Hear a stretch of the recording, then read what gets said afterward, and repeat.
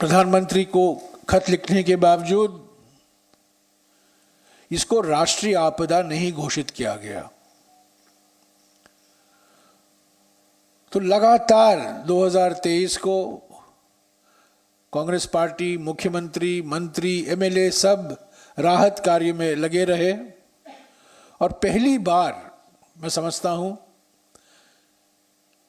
हमें देखना पड़ा कि एक राज्य में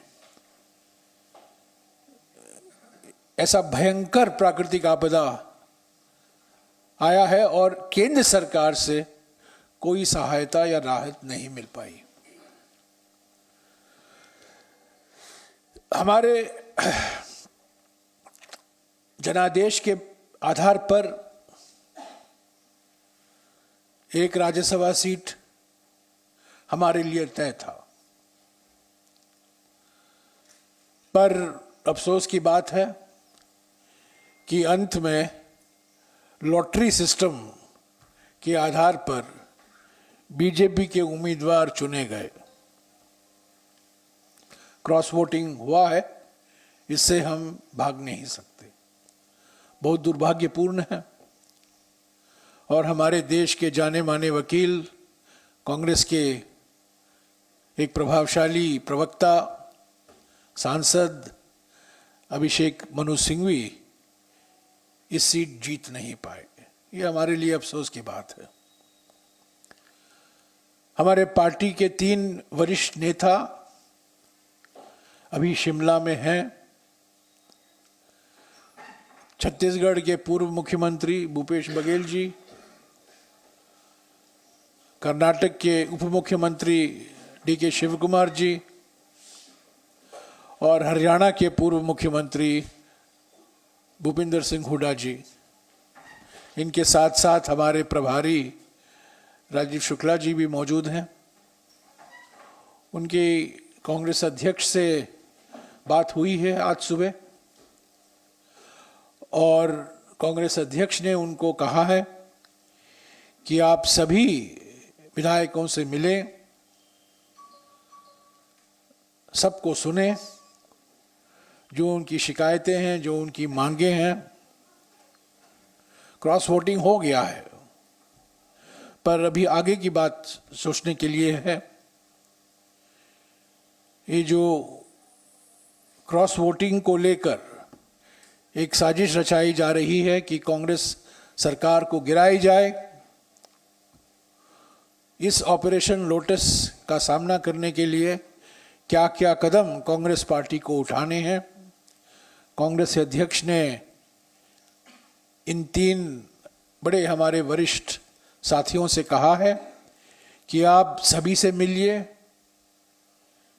सभी के मन में क्या है, क्या मांगे हैं, क्या शिकायतें हैं, वो सुनिए और मुझे जल्द से जल्द रिपोर्ट पेश कीजिए।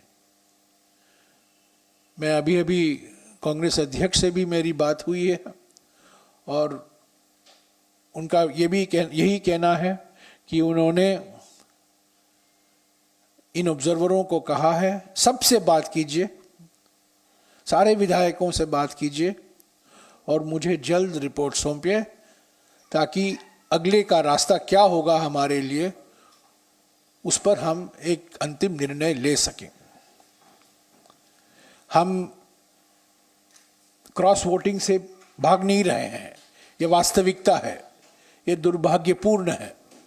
ये क्यों हुआ है, कैसे हुआ है, ये हमारे ऑब्जर्वर रिपोर्ट में उसकी चर्चा करेंगे, पर अभी हमारी प्राथमिकता हमारी कांग्रेस सरकार को बचाना है, क्योंकि कांग्रेस पार्टी को ही दिसंबर 2022 में स्पष्ट जनादेश मिला था।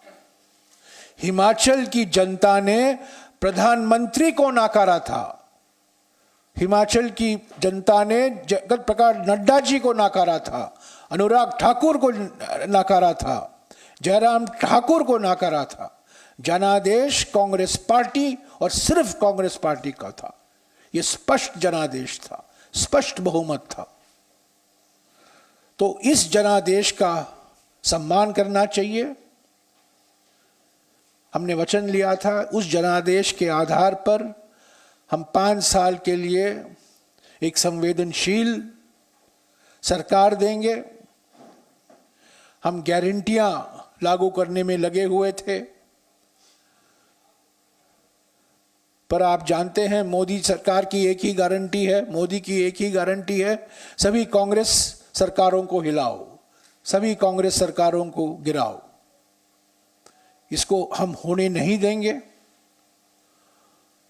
हमें पूरा विश्वास है कि हमारे जो 3 वरिष्ठ साथी और हमारे प्रभारी सभी की बात सुनकर एक रिपोर्ट पेश करेंगे जल्द से जल्द कांग्रेस अध्यक्ष को, और उसके आधार पर आगे जो हमें कदम लेना है कांग्रेस अध्यक्ष और अन्य नेताओं से बातचीत करके वो ज़रूर लेंगे। कुछ कठोर निर्णय लेने होंगे, हो सकता है, पर उससे हम पीछे हटेंगे नहीं। मैं ये कहना चाहता हूं, संगठन सर्वोपरि है, कांग्रेस पार्टी सर्वोपरि है, कांग्रेस का जनादेश, असल में ये कांग्रेस को जनादेश है, पर ये जनता का जनादेश है। जी न्यूज़।